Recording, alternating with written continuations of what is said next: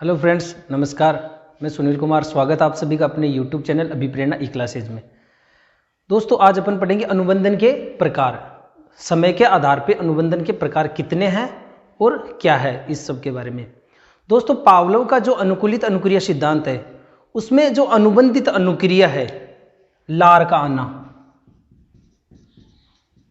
ये किस पर निर्भर करता है? सबसे ज्यादा लार का आना जो है वह निर्भर करता है घंटी और भोजन दोनों को प्रस्तुत करने का जो बीच का जो समय अंतराल है, इस पर उसके लार के आने की जो शक्ति है वो प्रभावित होती है। यानी लार के आने की जो शक्ति है वो किस पे निर्भर कर रही है? घंटी और भोजन, इन दोनों को प्रस्तुत करने का जो बीच का जो समय अंतराल है, उसके आधार पे यह शक्ति प्रभावित होती है। अब सबसे बड़ी बात यह है कि इसका जो आदर्श समय अंतराल है प्रस्तुत करने का, घंटी और भोजन इन दोनों के बीच का जो समय अंतराल है वो कितना होना चाहिए? आदर्श समय जो अंतराल है वो होना चाहिए लगभग 5 सेकंड, यानी 4 सेकंड 5 सेकंड इसके लगभग का जो आदर्श समय। अगर घंटी और भोजन इन दोनों को इस निश्चित आदर्श समय अंतराल के आधार पर प्रस्तुत किया जाता है, तो वैसी स्थिति में अनुबंधन की संभावना क्या होती है? बढ़ जाती है, बढ़ जाती है। अगर आदर्श समय अंतराल होगा इन दोनों को प्रस्तुत करने का समय के आधार पे, तो वैसी स्थिति में उनका जो अनुबंधन की जो संभावना है उनकी वो बढ़ जाती है। अगर इन दोनों के बीच का समय अंतराल जैसे जैसे कम होता है, समय अंतराल अगर कम होता है, ठीक है, तो वैसी स्थिति में अनुबंधन की संभावना क्या होती है? संभावना बढ़ जाती है। जैसे मान लीजिए, सबसे आदर्श समय तो बताया गया है 5 सेकंड।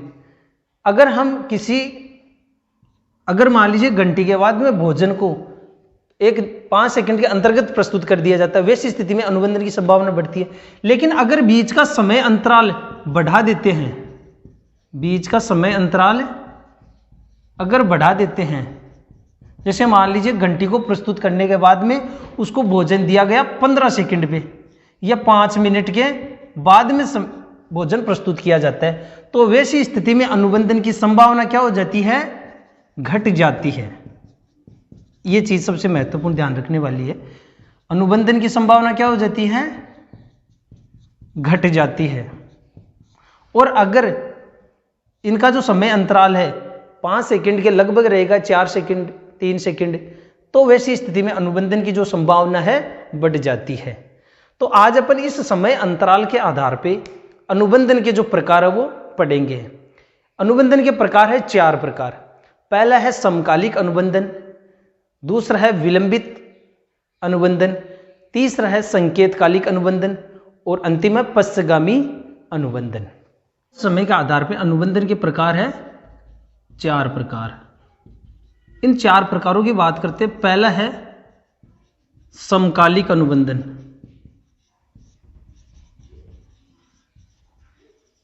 समकालिक अनुबंधन जो होता है उसमें घंटी और भोजन साथ साथ प्रस्तुत किया जाता है। पहला प्रकार है समकालिक अनुबंधन। दूसरा है विलंबित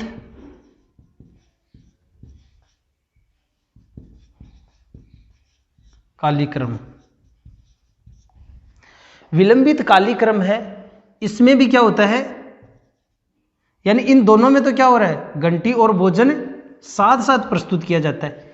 इसमें घंटी पहले प्रस्तुत होती है, घंटी पहले प्रस्तुत होती है, लेकिन ध्यान रखने वाली बात यह है कि घंटी क्या आती है? लगातार बजती रहती है। कब तक? जब तक भोजन ना मिल जाए। तो घंटी इसमें क्या होता है? पहले प्रस्तुत की जाती है, लेकिन ये क्या लगातार जारी रहती है जब तक भोजन नहीं मिल जाता है।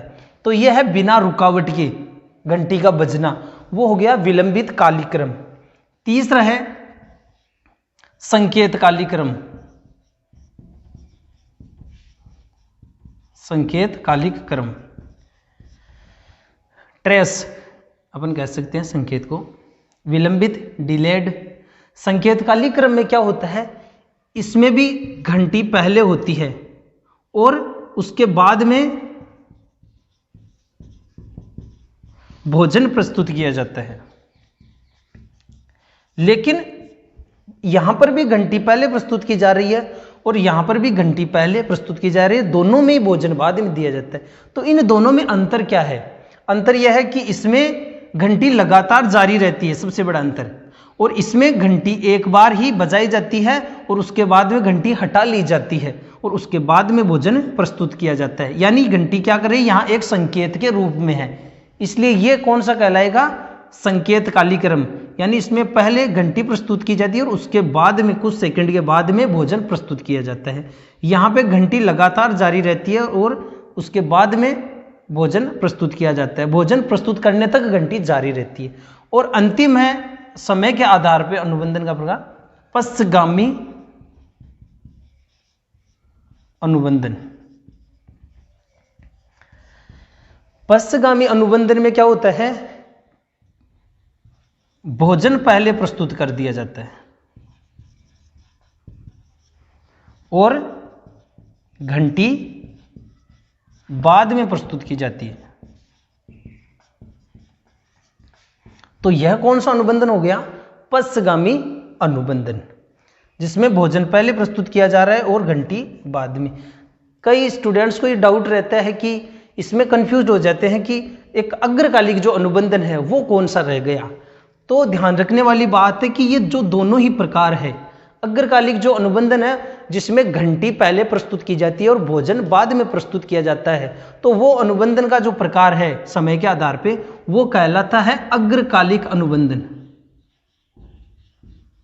अग्रकालिक अनुबंधन। तो ये दोनों कौन से हो गई, दोनों ही अग्रकालिक अनुबंधन के अंतर्गत आ गए। यानी दोनों में क्या है, घंटी पहले प्रस्तुत की जा रही है, इसमें भी घंटी पहले प्रस्तुत की जा रही है और इसमें भी घंटी पहले प्रस्तुत। तो घंटी जिसमें पहले प्रस्तुत की जाती है वो सब अनुबंधन के प्रकार कौन से हैं, अग्रकालिक के अंतर्गत आ जाएंगे। और जिसमें घंटी बाद में प्रस्तुत की जाती है तो वो कहलाता है पश्चगामी अनुबंधन। इसके अंतर्गत जो सबसे महत्वपूर्ण बात ध्यान रखने वाली है, आपको ध्यान यह रखना है कि इसमें अनुबंधन किसके आधार पर करवाए जा रहे हैं, मुख्यतः अस्वाभाविक जो उद्दीपक है घंटी, उसके आधार पर अनुबंधन करवाया जा रहा है। तो इसमें हमको घंटी को ध्यान में रखना है, ना कि भोजन को ध्यान में रखना है। तो जहां पे घंटी पहले प्रस्तुत की जाती है तो वो अग्रगामी अनुबंधन हो गया, और जहां पे घंटी बाद में प्रस्तुत की जा रही है तो वो है पश्चगामी अनुबंधन हो गया। तो ये है अपना अनुबंधन के प्रकार, किसके आधार पे, समय। सबसे महत्वपूर्ण फिर से मैं यहाँ पे रिपीट कर रहा हूँ कि जैसे जैसे घंटी और भोजन इन दोनों के बीच का जो समय अंतराल है बढ़ता जाता है, वैसे वैसे अनुबंधन होने की संभावना या जो अनुबंधित अनुक्रिया की जो शक्ति है, जिसे अपन कह सकते हैं लारकाना, वो घटती जाती है।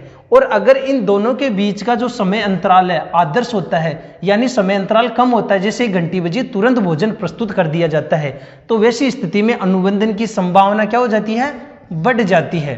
ठीक है। और समय अंतराल जैसे जैसे कम होगा, ठीक है, इनके बीच का अंतराल, आपको क्वेश्चन कैसे भी पूछा जा सकता है, जरूरी है कि आपको इस कॉन्सेप्ट को अच्छी तरीके से क्लियर करना। तो ये आपको ध्यान रखना है कि अनुबंधन की जो संभावना है उस स्थिति में बढ़ जाती है, और समय अंतराल जैसे जैसे बढ़ता है वैसे स्थिति में अनुबंधन की संभावना क्या हो जाती है, घट जाती है।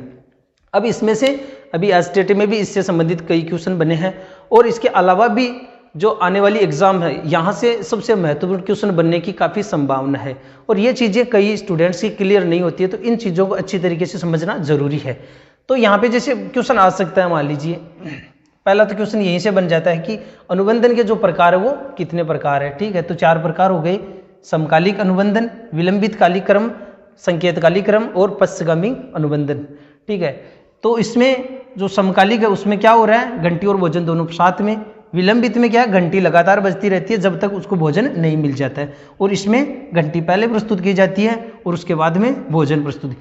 और ये पश्चगामी है जिसमें भोजन पहले ही प्रस्तुत कर दिया जाता है और घंटी बाद में। अब इसमें सबसे महत्वपूर्ण बात यह है कि सबसे अच्छा अनुबंधन जो प्रकार है समय के आधार पे वो कौन सा है, तो सबसे अच्छा बताया गया है इसको विलंबित कालिक क्रम को सबसे अच्छा, क्योंकि इसमें जो प्रयोज्य है जिस पर प्रयोग किया जाता है, जैसे मान लीजिए कुत्ता है इसमें, तो वह उसकी जो संभावना है, उम्मीद है, वो जारी रहती है। कब तक? जब तक उसकी घंटी लगातार जारी रहती है। तो वैसी स्थिति में इस अनुबंधन को समय के आधार पर सबसे अच्छा बताया गया है।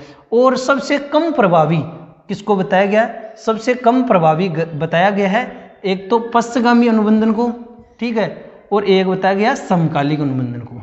ये दोनों है पहला और चौथा, ये दोनों क्या है? कम प्रभावी है। इसका कारण क्या है कम प्रभावी का? आपको पता है जब घंटी और भोजन दोनों ही प्रयोज्य के सामने प्रस्तुत करेंगे तो वैसी स्थिति में प्रयोज्य का ध्यान घंटी पे ना होकर किस पे होगा? भोजन पे होगा। तो ये अनुबंधन भी क्या होगा? कम प्रभावी होगा। दूसरा यह है, इसमें अगर भोजन ही पहले प्रस्तुत कर दिया जाता है तो घंटी का औचित्य ही समाप्त हो जाता है। तो इसमें भी क्या होता है? अनुबंधन जो है वो कम प्रभावी होता है। नेक्स्ट क्वेश्चन जो बनने वाला है, पावलोव का जो प्रयोग हुआ था उसमें अपन देखते हैं पहले घंटी बजती और उसके बाद में भोजन प्रस्तुत किया जाता है, तो वह कौन सा अनुबंधन का प्रकार है? तो उसमें है पावलोव के प्रयोग में संकेतकाली क्रम।